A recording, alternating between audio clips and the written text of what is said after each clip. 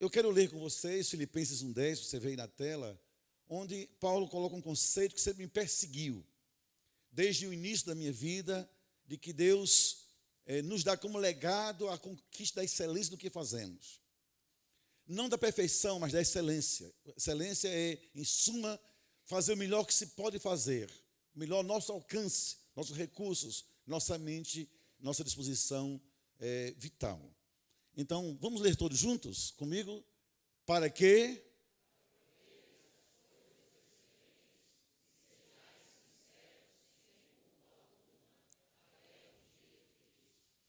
O que quer dizer, em essência, sucesso ministerial? O que eu diria para jovens pastores começando, e no meu imaginário sequer ainda tem um ano de ministério, tem um púlpito, tem uma chamada, tem um rebanho, tem alguns livros e alguns sonhos. O que eu diria? Primeiro eu diria que a gente não pode resumir, reduzir o conceito, a noção de sucesso a números. Há, digamos, escolas teológicas, e a gente ser fiel a esse tipo de escola, seja ela ortodoxa, seja ela mais flexível. A gente não pode reduzir esse conceito a uma espécie de neurose pela fidelidade denominacional. Embora o sucesso passe por números, por crescimento, por visibilidade, por critérios outros, inclusive de saúde teológica do rebanho, claro, mas há um tipo de sucesso que passa, antes de passar pelos bancos da igreja, pelas reuniões de gabinete, pelas convenções nossas, seja quais forem, pentecostais, tradicionais, carismáticas, etc. Esse sucesso tem que passar pela alma da gente, pelo ser pastor, pela pessoa, pelo indivíduo. E quando a gente agrega ao nosso nome, ao nosso currículo, esse título pastor, a gente começa a viver algumas esquizofrenias. Isto é, são comportamentos passíveis de dubiedade ou de várias identidades. Isso não é necessariamente, mas a gente pode agregar. Por exemplo, existe um Estevão fora do púlpito? Existe um Estevão fora da denominação batista? O Estevão pastor é o mesmo Estevão ser humano, pai, marido, cidadão? Porque se não houver uma linha harmônica entre a minha alma e o meu púlpito, entre o meu ser e o meu rebanho, quem sou eu afinal? E ainda que eu tenha dados que mensurem crescimentos, quando olhar para mim, eu terei que ter vergonha de mim. Eu vou me questionar se houver incoerência entre o ser e o rebanho, entre a alma e o púlpito. Então eu quero pensar com vocês sobre as verdades da nossa alma como condições do sucesso. Jesus disse, onde estiver vosso tesouro, ali vai estar o seu coração. Se seu tesouro é o púlpito, se seu tesouro é a chamada, se seu tesouro é o rebanho, é o ministério, seu coração tem que estar ali. Mas que coração? Aqui não é desejos, motivações. Aqui é o ser integral. O coração é uma metáfora da vida por inteira. Da vida não friccionada. Da vida exposta na sua verdade e na sua integridade. Isto é, onde estiver em João Pessoa, a primeira igreja batista, aí está o coração de Estevão. Aí está Estevão. A gente o encontra, o descobre lá. Ou então o desencontra, o estranha lá. E esse conceito nasceu em mim mesmo. Quando um dia eu cheguei, eu estava triste. Eu havia perdido um irmão, um segundo irmão. Durante um mês eu vivi dramas. E nesses dramas eu escrevi uma carta entregando à minha igreja. Eu não suportava mais ser pastor num lugar onde eu sepultaram 2 irmãos meus, em anos diferentes. E eu cheguei um dia cabisbaixo e uma ovelha disse assim, pastor Estevão, tudo bem com o senhor? Eu disse, não estou bem. E aquela pessoa teve um susto. Assim, meu pastor não está bem? Meu pastor não responde de forma hipócrita ou fantasiosa ou teatral. Está tudo bem sem estar? O senhor não está bem? Eu disse, não, eu estou triste, estou arrasado, estou com a alma ferida, não estou bem. E eu tive coragem de assumir-me. Isso me custou muito. Expor a ovelha sua verdade é, às vezes, expor-se até demais, mas eu tenho que fazer isso. E dali comecei a entender que é impossível, irmãos, lidar com sucesso sem lidar com nossa alma. Paulo diz a Timóteo, tem de ter cuidado e da doutrina. Às vezes, a gente vai para o outro extremo só da doutrina. A gente se esmera em alguns princípios doutrinários. A gente morre, alguns pelo calvinismo, pelo arminianismo, por qualquer coisa que defenda. E aqui não faço nenhuma crítica, nenhum postulado. Mas a questão do ministério não é só doutrina, é você mesmo também. Uma sã doutrina com alma doente fazem mal ao rebanho.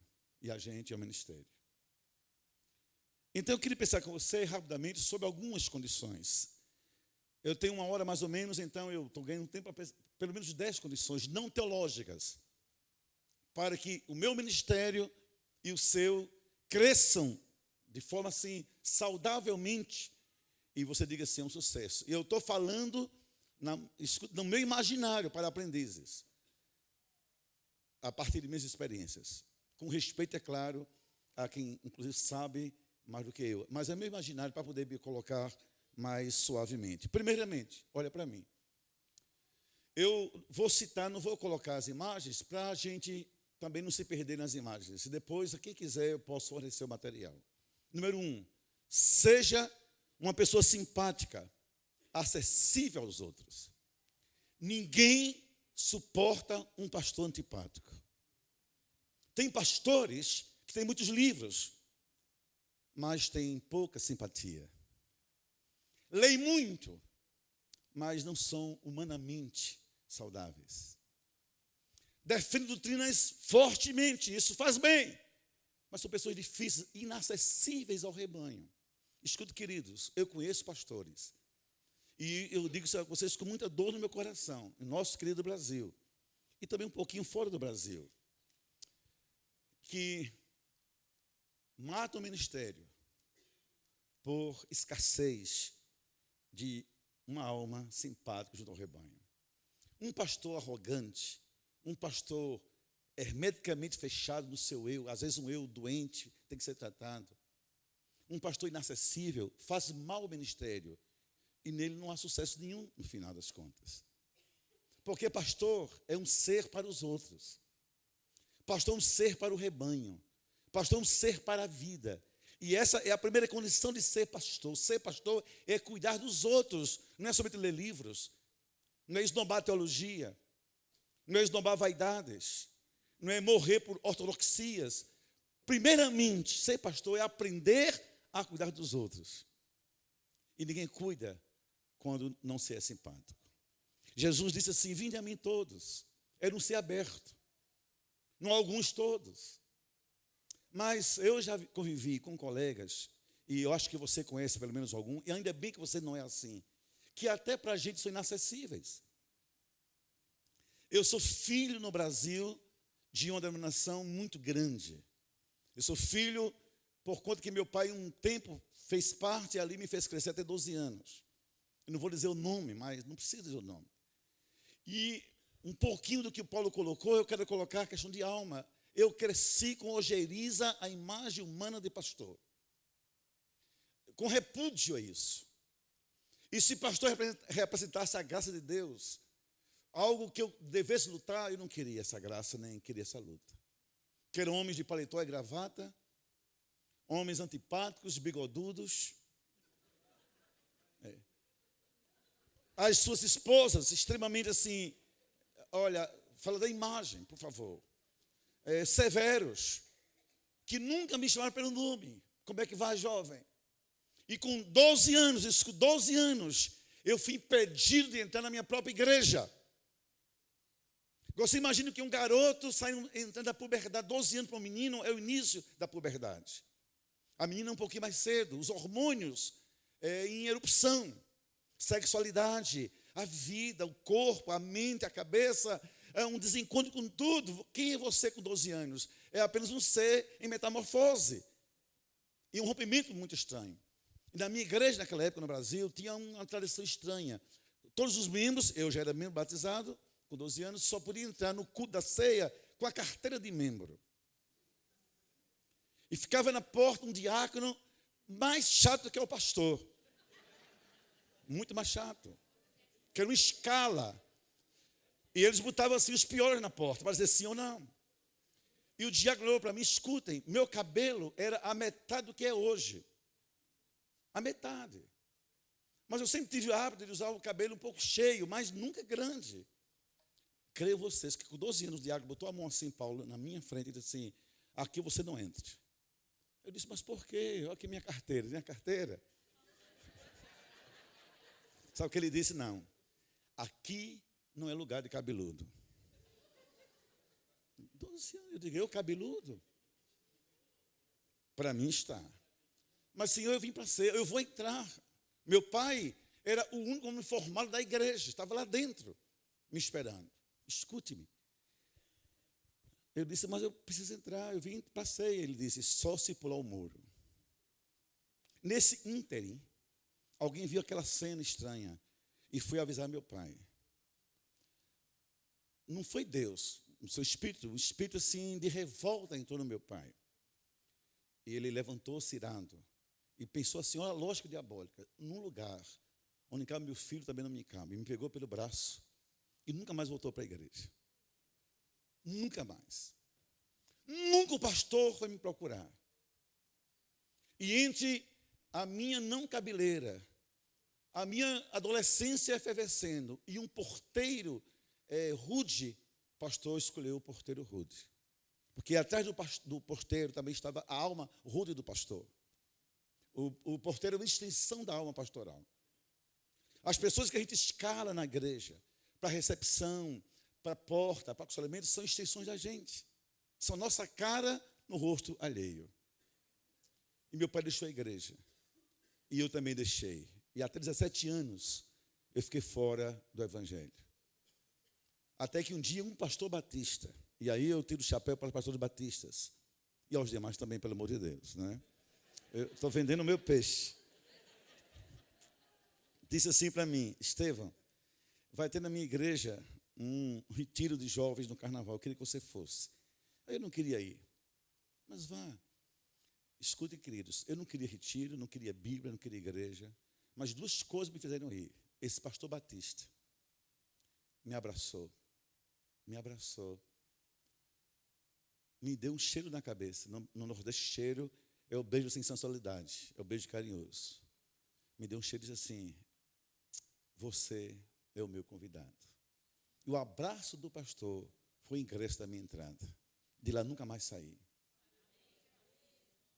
Ali me converti de verdade a Cristo, com 17 anos. Aos 18 anos e meio, eu já estava no seminário. Com 22 anos de idade, eu voltei para ser pastor nessa igreja que me acolheu. Porque, olha, o sorriso do pastor pode ser o início do seu sucesso. E a ausência dele pode ser o fechamento de um grande ministério. Como é você diante do seu rebanho? Escute um pai falando no imaginário, os filhos estão começando. Não adianta muito para o sucesso do ministério. Muitos livros e pouco sorriso. Muita teologia e muita antipatia. Porque as pessoas querem alma, não querem muita informação. Quem acolhe é o abraço. Mas quem edifica é a palavra. Mas o abraço, às vezes, antecipa a palavra. Vinde a mim, porque eu tenho algo a dizer para vocês, disse Jesus. Pense nisso, na sua vida. Segundo, seja alguém que inspire os outros, que as aproxime de Deus. Paulo diz a Timóteo, seu exemplo dos fiéis. O pastor é uma inspiração ambulante. O pastor tem que ser alguém que, assim, olha só, queridos, seja assim visto pelo rebanho. Apesar de sermos humanos, falhos, pecadores, limitados, e seremos sempre assim, mas o pastor é uma poesia ambulante. É uma inspiração entre as pessoas, que digam jovens, bem jovens, um dia eu quero ser como ele. Que digam os homens casados, eu quero ser esse marido na minha vida. Digam as esposas, se fosse meu marido assim. Digam os filhos, papai devia ser assim comigo. E digam as pessoas, como eu queria ser assim. Eu não tenho nada de que me vangloriar. Eu sou uma pessoa simples, nordestina, sempre fui pastor. Mas algumas coisas nutrem meu coração. Quando eu olho pelo retrovisor da vida, acho que não errei tanto. Porque o melhor olhar nosso não é olhar somente para frente. É de vez em quando chega no meu tempo de ministério, olhar pelo retrovisor do ministério. E não ter vergonha das curvas, das paradas, dos caminhos por onde passou. Sabe o que é a minha alegria? É que nesses anos de pastorado, 36 anos, eu formei, eu abençoei, eu ungi, eu consagrei 54 pastores. Inclusive alguns aqui na Europa, na América e em todo o Brasil. Hoje, pastor de grandes igrejas. Uma vez só, da minha igreja, tinham 18 no Seminário Batista, um grupo. Diziam num silêncio. Pastor Estevão me inspirou a isso. Eu vi engenheiros, eu vi candidatos a médicos, a todos deixando tudo no seminário. Porque tinha no púlpito inspiração. E eu era o homem do púlpito. Mas quando o pastor na igreja é a figura que repele os outros, que os outros apenas aturam porque é o reverendo, mas não amam, não absorvem como fonte de inspiração, ele tem que perguntar o que é sucesso de verdade. E caberia aqui uma pergunta, a mim e a você, talvez a mim principalmente. Quantos nessa vida se inspiram em nossa vida? Você pode ter ideia disso? Porque essa expressão é indicador de sucesso ministerial. Alguém que inspire, que aproxime os outros de Deus. Terceiro, o terceiro, deixa eu contar uma coisa a vocês. Existe na Bahia uma cidade, no interiorzão da Bahia, cidade chamada Vitória da Conquista. Alguém com certeza conhece. Hoje eu ouvi falar que é uma cidade muito conhecida. Estou eu pregando em Salvador, num grande congresso de jovens. Olha só, quando acaba o congresso e a minha pregação, no final do congresso, preguei 3 dias, aí vem um rapazinho, desse tamanho, esse tamanho de nada, um cearense no lugar errado, mais ou menos. Fura a multidão para falar comigo. Perdoa aqui os cearenses, mas é só para a gente brincar um pouquinho. Olha só, diz pastor Estevão, meu nome é fulano. Eu digo, ótimo, abracei e disse, e daí? Por que fulano? Porque ele disse, um dia, olha só, eu frequentava uma igreja aliás, eu morava em Salvador. O senhor veio pregar para adolescentes dos anos 80. Eu tinha 17 anos, o namorado tinha 15. Eu não era crente, não suportava crente. E queria muito, minha namorada era bonita, queria muito fazer sexo com ela, transar com ela. Ela dizia, não que eu sou crente, não que eu sou crente, não que eu sou crente. E eu disse, então, fiquei lutando, porque eu queria só isso. No dia que eu conseguisse, talvez eu acabasse o namoro. No último dia, eu insisti tanto para ela, era um final de semana, ela cedeu, entre aspas. Disse, olha, vai encerrar um congresso da minha igreja. Se você for para esse congresso, quem sabe a gente faz um programa diferente. Mas ela foi estratégica, ele foi. Ela pensando em Deus, ele pensando em sexo. E eu entre o sexo dele e o Deus dela, sem saber de nada. Você imagine, uma espécie de camisinha pastoral naquela hora. Eu não sabia disso. Entre os dois, entre o desejo, né, e a pregação. Queridos, escute bem. Eu não sabia disso, nada estou sabendo. Ele diz assim, naquela noite, quando o Senhor fez o apelo, eu fui para frente. Não sabia o que estava acontecendo com a minha vida. Só me lembro do Senhor isso. O Senhor fez um apelo e eu fui para frente. E hoje, pastor, eu sou pastor em Vitória da Conquista. Dali Deus me chamou para o ministério. E quando eu soube que o Senhor ia pregar, eu viajei para dizer ao Senhor, a sua vida mudou a minha história. Por favor, saiba disso. Saiba disso. A sua vida inspirou a minha vida. Queridos, eu acho que sucesso tem que passar também por esses indicativos, ou não? Terceiro, sejam pessoas sonhadoras. Escute-me. Com a santa inquietação contra a mesmice. E tenha como inimiga próxima a acomodação. Eu não conversei nada com o pastor Paulo sobre o que ia falar. E Deus vai falando pelo Espírito Santo essas coisas. Escute. Tenha sonhos. Quando minha filha começou a namorar, minha filha bonita, linda, olha com as minhas questões. Thaíse é o nome dela. Por favor, Thaíse. Não pergunte nunca ao rapaz quanto ele ganha. Seu pai era pobre quando conheceu sua mãe. Sua mãe não tinha uma razão sequer para namorar com seu pai. Ela era de classe média alta, ela tinha carro, ela tinha mordomia, ela tinha tudo na cama, tudo na vida. Adolescente, inclusive. E eu só tinha uma bicicleta muito mal conservada. Então, por que ele ia olhar para mim? Não olhe, Thaís. Sua mãe é filho de empresário, seu pai é um pastor, sua mãe sofreu comigo muito nos primeiros 10 anos de ministério. Pai pergunta o quê? Diz, não olhe para o corpo dele, que de repente tudo se transforma, ele pode ter um acidente, ele pode engordar, pode até evaporar, você vai namorar com um vulto dentro de casa.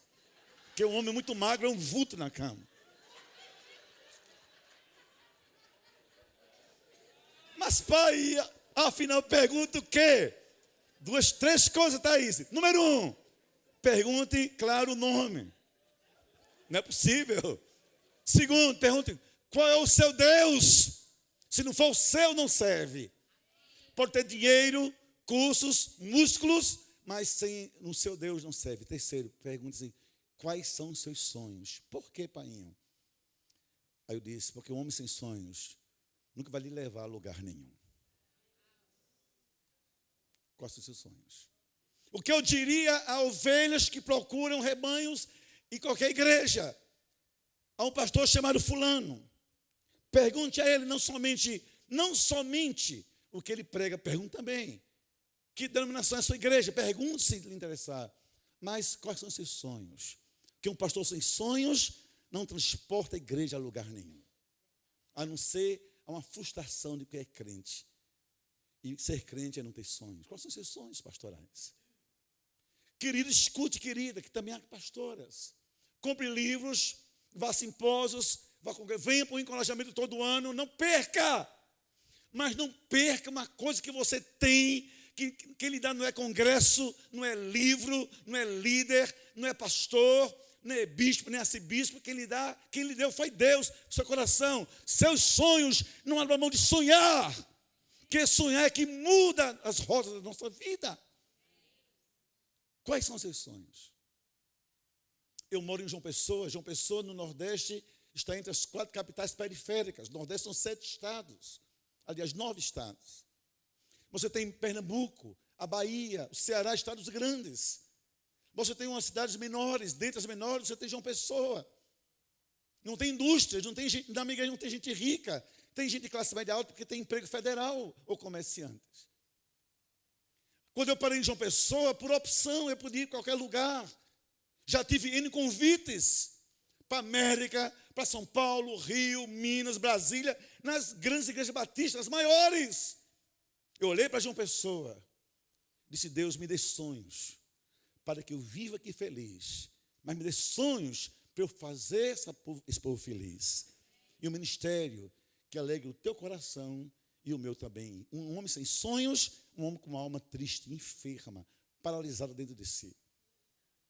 Quais são os seus sonhos? Isso é sucesso. Então eu comecei a ter sonhos. Nunca aceitei aquilo como estava. Então eu não queria jovens. Então pensei o que fazer de jovens. Eu criei no Brasil Batista essa ideia de ministérios em igreja. Quando conheci o pastor Armando Bispo lá em Fortaleza, eu fiquei louco por ele.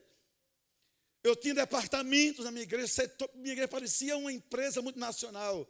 Setor, departamento, subsetor, subsecção. É uma loucura. Eu digo, eu quero juventude em João Pessoa e perguntei, esses jovens fazem o quê no sábado à noite? Descobri, sexo, cerveja, chopp, beira de praia. Então eu quero um culto para jovens.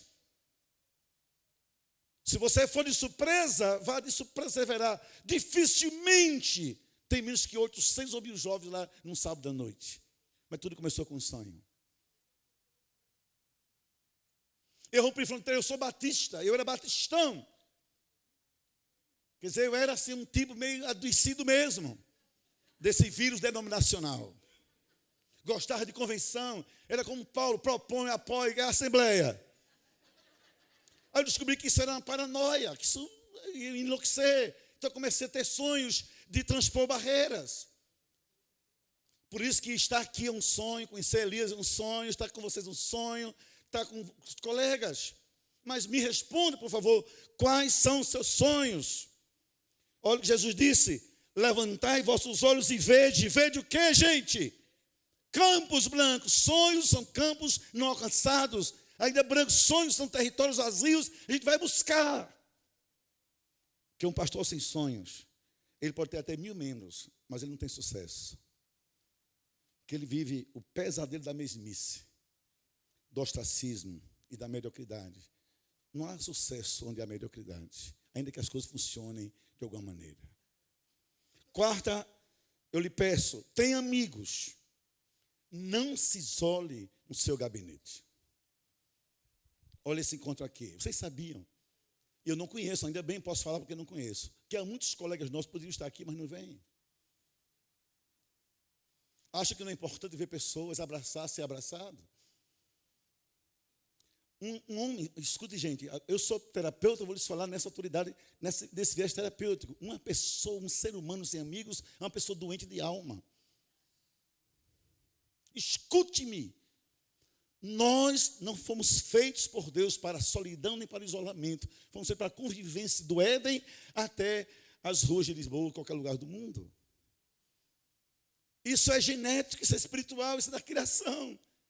Não é bom estar só. Isso não é só sexualidade, é a humanidade. Quem são os seus amigos? Um pastor antipático, ele se isola, se acha o tal, que se baixa. Ninguém se baixa, só ele é todo poderoso. Nós não. E há 3 coisas que só amigos fazem com a gente. Primeiro, amigos nos confrontam. Amigos não são bajuladores. Bajuladores são inimigos travestidos de amizade. Amigo confronta, você está errado, colega. Não deixe sua esposa, não deixe seu ministério, cuide dos seus filhos, repense tudo. Vou orar por você. Amigos são remédios amargos, para que depois a gente tenha um final adocicado na vida. E amigos são pontes. Eu só estou aqui por causa do Elias Dantas. Só tenho células que conheci um dia o Paulo Mazzoni e foi a minha igreja me inspirar. Quem tem amigos tem pontos para o futuro. Tem sucesso. Tem campos a ser conquistados. Se você me disser quantos são seus amigos, eu prefiro que saber apenas quantos membros você tem na sua igreja. Porque eu conheço pastor com membresia grande, mas de vida solitária. Ele não tem ideia do quanto corre perigo. Um pastor amigo meu, eu não vou nem dizer a cidade, nem o nome, para evitar especulação, que alguns com certeza conhecem. Quando no início do meu ministério, ele me tratava com desdém. Um pastor batista, um líder batista no Brasil, na época. Ele é conhecido como assim, a gente brincava, você sabe, tem brincadeira de pastor, que é nos corredores de congresso e nos banheiros das igrejas, né? E das convenções. O nome dele era assim, Cabo de Vassoura. Um pregador excelente. Um homem assim invejável. Intelectual nos anos 80, assim, de rara profundidade. Mandava assim, gente, ó. Um dia eu disse assim, bom dia, colega. Olhou assim para mim, vi pelo sotaque, bom dia. Não falo nordestino. Eu olhei assim na minha simplicidade, oxe, que bichinho é esse aí? Que não fala comigo. Pode tocar mesmo. Escute, vai para um congresso, eu chamei na minha igreja, delimitou o tempo entre a sala e o púlpito. Eu não gosto no caminho de paparicagens. Quem fala comigo? Começa o louvor, eu estou aqui dentro. Quando for a pregação, por favor, me chamem. Não gosto de ficar senta, levanta no culto. E por favor, eu sou doutor fulano. Que há pastores que estão doentes, que pastor é pouco demais. Quando pastor é tudo em nossa vida, é o que nós somos. E eu tive que dizer assim, quase que dizer, hoje prega doutor Cabo de Vassoura. Mas não podia dizer isso, doutor fulano. Escute, esse doutor fulano, avassourado, mas humanamente assim, um dia caiu em adultério. Escute, uma tragédia. Todos que nos anos 80, adultérios pastorais eram raros e eram nacionalizados como notícia. 3 coisas nos anos 80 que começaram muito fortes e nacionalizados como escândalo. E como assim uma bomba. Entre eles, o adultério pastoral. E quando ele caiu no adultério, ninguém foi ajudá-lo. Ninguém.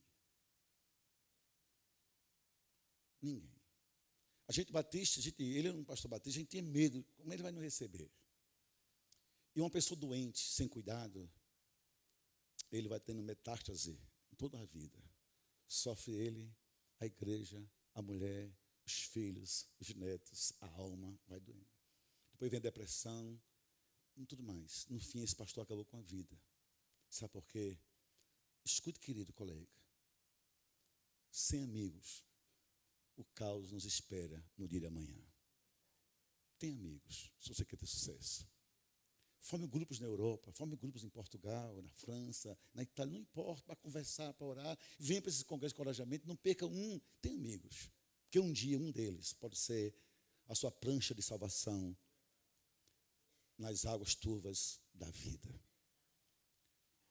Dificilmente eu pergunto a um colega quantos membros tem em sua igreja. A gente pergunta aos mais íntimos, mas sempre pergunta assim, quem são os amigos aqui por perto? Porque quem tem amigos nunca está sozinho. Por favor, seja uma pessoa, entendam esse termo, é um termo meio estranho no mundo pastoral, porque eu também fui criado com a versão, esses termos, mas vou dizer a você. Seja uma pessoa que ame as ovelhas e não faça delas condições de sobrevida. Olha, ovelha é algo muito especial. Ovelha tem a ver com o coração de Deus. Se você for à minha igreja, você verá isso quando for, terei o prazer de mais receber. Você percebe que eu deixei de ir para a porta no final do culto, eu não vou mais. Primeiro, porque as estratégias são 2 cultos por vez. Isso no domingo, 6 cultos dominicais. Desses 4 eu prego, um após o outro. Não vou ficar na frente, não dá tempo. Agora, eu chego antes do culto, eu faço o contrário. Se você for à minha igreja, você não verá na frente no culto. O louvor está acontecendo, eu estou lá fora. Eu fico lá fora. Eu sou sempre na minha igreja parte da recepção.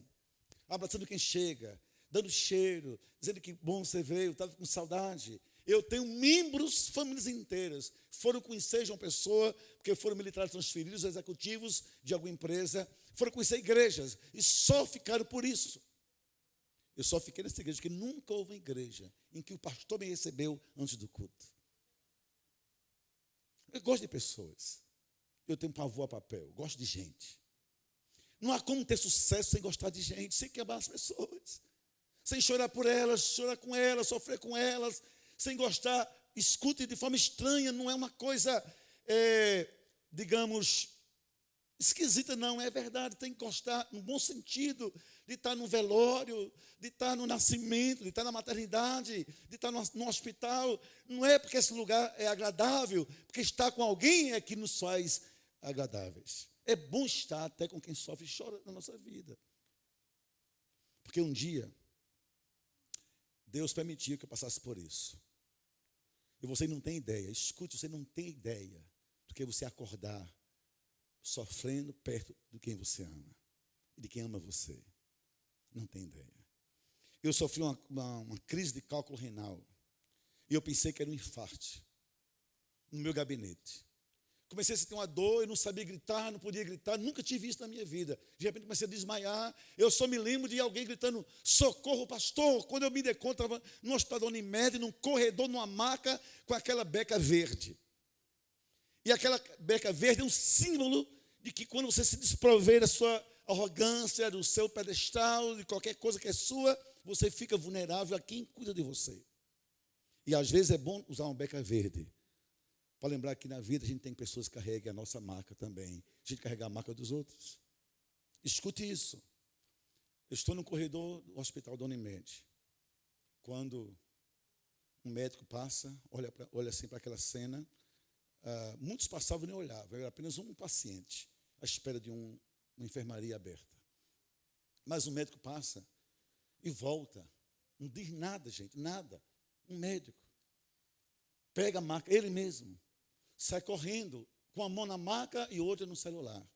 Me abre uma porta. Chega uma enfermeira e coloca um Buscopan, coloca um soro e me acolhe. E quando esse médico sai, eu pego pela mão, com força pequena que eu tinha com muita dor, mas consegui segurar ele pelo pulso. Eu disse, doutor, vem cá. O senhor não é da minha igreja, não lhe conheço, nem eu conheceria. Nunca lhe vi antes. Por que faz isso comigo? Pegou no corredor, cuidou de mim, nunca lhe vi antes. Quem já pensou, conheço muita gente que que a igreja tem muita penetração. Olha só, gente. Esse cara parou e disse assim para mim: um dia, a minha filha sofreu um acidente de moto. Minha filha estava entre a vida e a morte. E alguém socorreu minha filha, pediu ajuda à minha filha, levou para um hospital e passou no hospital cuidando dela. Minha filha teve meses em coma. Minha filha sobreviveu. Não perdeu a lucidez. E um dia disse assim a mim: papai, ele médico, eu sei que você não vai para a igreja, eu sei que você não gosta de crente, mas quando o senhor puder, visite o pastor Estevão. Por quê? Porque foi ele que me socorreu. Ele disse: pastor, eu esperei esse momento para dizer ao senhor. Quando eu lhe vi na maca, eu vi minha filha no chão. E lembrei, ele cuidou de mim. Eu não entendo, gente, como é que pastores querem ter ministérios relevantes, saudáveis, só pensando em número. Pense em pessoas, na alma, no coração delas. E abraçar. Não entendo como é que você não gosta de gente que quer ser pastor. Vinde a mim todos, porque o meu abraço vai aliviar vocês. E no imaginário das ovelhas, imaginário, ninguém tem que saber o que é isso necessariamente. É um termo primeiro da sociologia. Depois a psicologia incorporou esse termo. E ajuda a gente, pastor, e pastores têm que entender sobre isso. Olha só, nós não somos, mas no imaginário das ovelhas, nós encarnamos a pessoa de Jesus Cristo entre eles. Na mente da ovelha simples, querida, sofrida, nós não somos reverendos. Nenhuma ovelha liga para essa coisa, é da nossa vaidade denominacional, não deles. A ovelha não olha para nosso anel, pode ser do tamanho que for, isso não quer dizer nada, às vezes afasta. Sabe o que a ovelha vê da gente? O sorriso de Deus, o abraço de Cristo, a graça dele. Se faltar títulos, anéis e pompas, não alimentam a dor de quem sofre e está em nosso rebanho. Não alimentam. Por isso, seja alguém assim. Seja alguém, isso é o sétimo, de coração humilde. O sexto, aliás, para nutrir uma alma de aprendiz. Escute bem, gente. Eu vou usar um termo que o Paulo Mazzoni usar, sem ter ideia que eu usaria. Olha bem para mim. É insuportável um pastor de mente e alma arrogantes. É inadequado, é incoerente, é inaceitável, é inconcebível você pensar que sabe tudo. Você não é a única fonte de inspiração no mundo. Tem muita gente melhor que você para lhe ensinar. Está aqui. Eu só estou aprendendo. Eu aprendo com vocês. Porque para mim ser pastor, como da condição de um imigrante, de um estrangeiro, sabe, já é um herói. Deixar o Brasil, vir para cá, qualquer país da Europa, do mundo, lutar por Jesus, é um ato heróico. Para quem morou na América, não sei muito do drama europeu, eu sei da América. Lutar com aquele tipo de imigrante, meu Deus, é um ato heróico. Eu fui chamado 3 vezes e não consegui ir. Então eu aprendo com vocês. Aprendo com Elias. Esse jeito espetacular. É uma espontaneidade que não há como você lidar, não sei, aprendendo. Senhor, eu quero ser um pouquinho assim, pelo menos um pouquinho.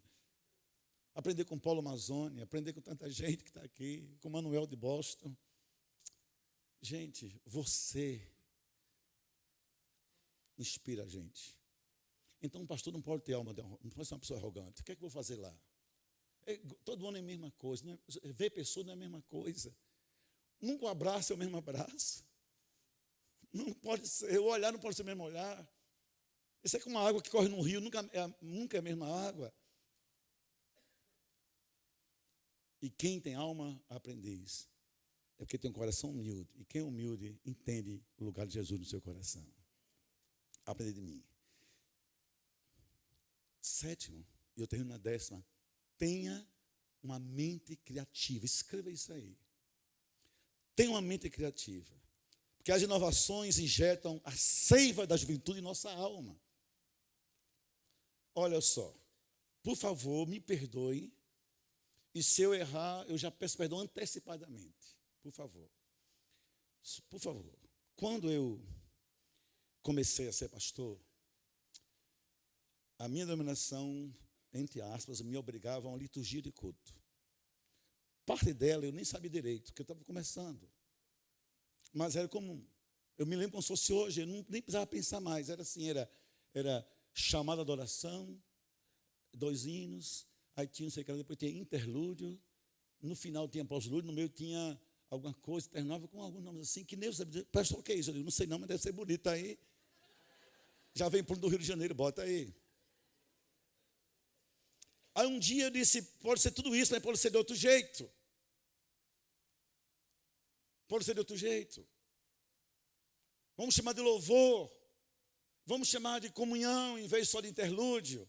Vamos dar o povo se abraçar. E eu me lembro que isso era uma revolução difícil, que há almas que evitam isso. Por exemplo, estamos aqui pastores e líderes. Vocês sabiam que se eu disser assim, ou Elias ou qualquer um, fique em pé, procure 5 pessoas e abrace, você sabe que tem gente aqui que vai fazer isso com dificuldade? Sendo pastor de uma igreja, sendo pastor de um rebanho, vai achar ruim abraçar outrem igual a ele. Você imagine no seio de um rebanho. Imagine isso. Comecei a mudar nomes. Aí eu chamei um pastor anglicano, você imagina o escândalo, o pastor de uma PIB batista. Porque todo pastor de PIB, pelo menos no Brasil, na minha época, pastor, depois mudou, tinha uma síndrome de bispado. A PIB era o quê? A catedral evangélica, a Santa Sé naquela cidade. Aí um pastor da PIB chamar um bispo anglicano, dizer assim, me ajude. Me ajude. O que aconteceu? O que é que eu coloquei na minha igreja? Eu quero minha igreja crescer. Eu descobri na igreja anglicana. Fui fazer encontro de casais com Cristo. Eu e minha mulher pulando, feito 2 bestas lá. Jesus, Jesus, Jesus, toca a aliança. Eu digo, gente, isso é uma festa. Eu só conheci congresso de família. Fui conhecer encontro de jovem com Cristo. Depois fui fazer o EMA, encontro matrimonial, encontro terapêutico. Fiquei encantado, quebrantado e louco. Depois fui fazer cursilho, fui um escândalo na minha liderança. Cadê o pastor? Fui para um cursilho. Disse, que diabo é isso? Isso é católico, o pastor pirou de vez. Durante um ano eu levava 10 homens, 10 mulheres. E esse pastor anglicano dizia assim, Estevão, você é o primeiro batista da minha vida. Primeiro que me respeitou. Que disse, o senhor faz bonito. Segundo que disse assim, me ensine, que aprende comigo. Então tudo que eu puder, vou fazer por você. E minha igreja virou uma espécie de batiscopal. Porque é tudo batista e tudo episcopal. Em termos de estratégia, foi estratégia. Gente, escute, o mês passado, em agosto, eu batizei de uma vez só 122 pessoas, todos fruto de cursilhos. Eu comecei a trazer para a América, trouxe para a Flórida, trouxe para Nova York, trouxe para a Califórnia, quando casasse com Cristo. E sabem vocês que no Brasil Batista foi em João Pessoa que isso começou pelo meu senso, impulso de criatividade. Vamos fazer. Agora foi um preço alto, foi. E daí? Porque sou gente corajosa, rompe com mesmices. E somente os férteis aprendem a ser criativas. Seja criativo. Não existe sucesso em ministérios clonados. A gente aprende com os outros, mas dá o toque nosso. E eu tenho alguns hábitos terríveis na minha vida. Para levar a pessoa na minha igreja não é fácil. Eu saio muito e assumo o pecado, levo poucos. Mas vou dizer por quê. Porque eu tenho 3 condições. Ou 4. Primeiro, tem que ser meu amigo. Não leve inimigo jamais. Tem que ser meu amigo. Senão, se o sujeito pregar bem, eu digo, eu sei lá o que você vai dizer depois. Não, é uma bênção. Deixa eu conhecer primeiro. Tem que ser meu amigo. Para ficar à vontade comigo. Segundo, eu quero conhecer a mulher dele quando é casado. Não levo o pastor, que a mulher ainda cabisbaixa, triste, mal-humorada. Porque eu sou terapeuta, eu leio nos olhos. Eu digo assim, esse cara é um no púlpito, mas é outro dentro de casa, não vai dar certo. Eu tenho muito medo de pastor que esconde a esposa que tem. Vou dizer por quê? Que as esposas revelam parte grande de quem somos de verdade. E por último, eu quero alguém que seja melhor do que eu, que me ensine a mim e ao meu povo. Quando ele foi embora, eu digo, está aí, eu vou pegar, eu vou embora com esse negócio, isso vai ser bom. Agora, pior do que eu, Mal casado, inimigo, fazer o que na minha igreja? Só porque é novidade?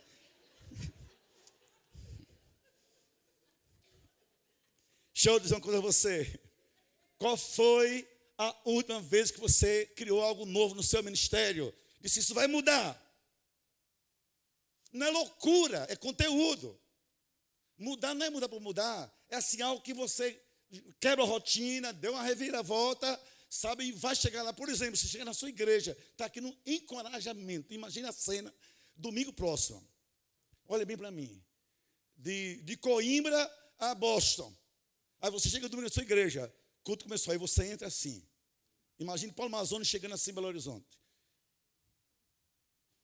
De onde você veio? De encorajamento, foi uma bênção. Pelo amor de Deus. Você foi para o encorajamento, para um sepultamento ministerial. Vamos fazer aqui um teste. Todo mundo aqui que está feliz com o ministério, apresentar na veia o desejo de prosseguir, por favor, erga as mãos comigo. As duas. Aplauda o Senhor pelo seu ministério. Dê glória a Ele pela sua chamada. Com alegria. Deus, eu sou teu servo. Deus, eu quero te servir. Melhor, melhor, melhor. Cada vez mais. Penúltimo. Seja uma pessoa alegre. Porque a alegria contagia.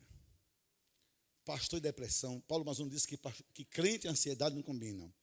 Claro que não. Agora, aqui para nós, fala baixinho, para ninguém gravar. Pastor e mente depressiva não combinam. Imagina a cena num gabinete. Eu chego a ver ele e digo, como é que ele está hoje? Está para cima ou para baixo? Ele está daquele jeito, então vai-se embora, daqui a um mês eu volto. Pastor que não sorri, até da paz do Senhor faz mal. Paz do Senhor, amém. Vai para lá, capeta, vai para lá. Pastor tem que ser alegre. Você é alegre? A Bíblia diz, a alegria do Senhor é a nossa. Alegrai-vos sempre no Senhor. E por último, olhe, seja uma pessoa otimista, encorajadora. Imagina a cena, pastor, tudo bem? Mais ou menos. Aí vem uma ovelha sua, tem um plano. Olha, pastor, pensa nisso na nossa igreja. Aí você já viu esse filme antes, não vai dar certo. Pastor, com esse fulano vou casar. Ih, já estou vendo a tragédia. Pastor, uma campanha de oração. Ih, isso não funciona. Deus não enche o saco de Deus, nem vou começar. Pastor, isso. Aí você começa a vender a imagem. Quer uma coisa boa? Não fale com o pastor, porque ele estraga prazer. Aí, olha, como é que a mente se defende do pessimismo crônico? É assim, Joyce foi uma pessoa realista. Você é uma pessoa pessimista e horrível. É um sepultador, um coveiro de sonhos. O que é otimista é assim, olha, não tem dinheiro, está difícil, vamos orar, mas eu creio, se Deus estiver nisso aqui, já deu certo em nome de Jesus. Minha irmã, conta comigo, por quê? Porque a gente conta com a melhor de todas as forças do ministério. A gente conta com a graça de Deus. E, querido colega, eu digo a você que está começando agora no meu imaginário. Estude. Eu sempre estudei muito. Invista na sua intelectualidade, não seja uma pessoa medíocre. Crie relacionamentos. Cuide da sua alma. Não tenha medo. O ministério é uma bênção. E conte sempre com a graça de Deus. Todo mundo em pé, por favor.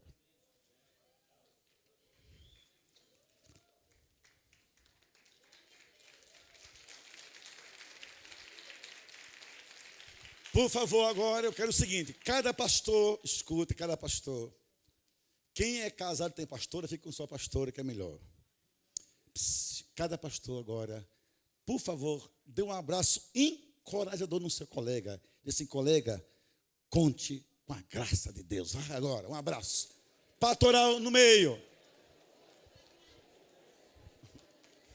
Um abraço, procure outro. Um abraço. Um abraço.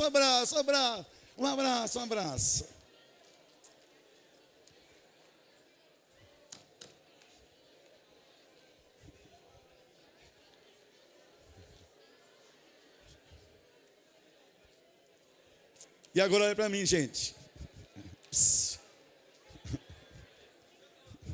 Amém, meu filho. Olha só. Amém, querido. Amém. Olha só, queridos. Olha para mim. Olha aí, crianças, olha para cá. Lembre-se que vocês são filhos. Escute. Eu quero ver aqueles joelhos agora. 1, 2, 3, não importa. Tantos pastores e líderes que estão aqui, que vão orar assim comigo. Senhor, me dê sucesso no meu ministério a partir de uma alma saudável. Eu quero ser alguém de alma saudável. Vem aqui em frente, se ajoelha agora em nome de Jesus. De joelhos comigo. Eu já estou de joelhos também. Vai chegando. Sonhos que passem por a gente. Excelências que passem pelo coração da gente. Mudanças que começam dentro da gente. Sucesso a partir da gente. Ou se você não pode vir mais, muita gente fica de olho no seu lugar, não tem nenhum problema. Na sua cadeira, caso você queira, é claro. Pai amado, Senhor, obrigado. Que todos estamos no mesmo barco. O barco do ministério. Que honra, Senhor. Temos, Senhor, um sonho, um objetivo, Senhor. Ministérios relevantes. Para honrar o Teu nome, fazer Tua igreja crescer. Ela está crescendo e ninguém detém, porque é obra santa. Agora, Senhor, o que nós queremos é que tudo comece dentro da gente. Pessoas saudáveis, homens saudáveis, famílias saudáveis, almas saudáveis, Senhor. Que haja sucesso por quem nós somos primeiro. Que é o que nós somos. Vamos transferir para o rebanho do Senhor. Para abençoar a minha vida, meus colegas, Senhor, o que nós somos Teus servos. E nós temos certeza, podemos contar com a Tua graça. Hoje e sempre. Amém. Deus abençoe a todos e obrigado por me ouvir. Aleluia. Que coisa maravilhosa.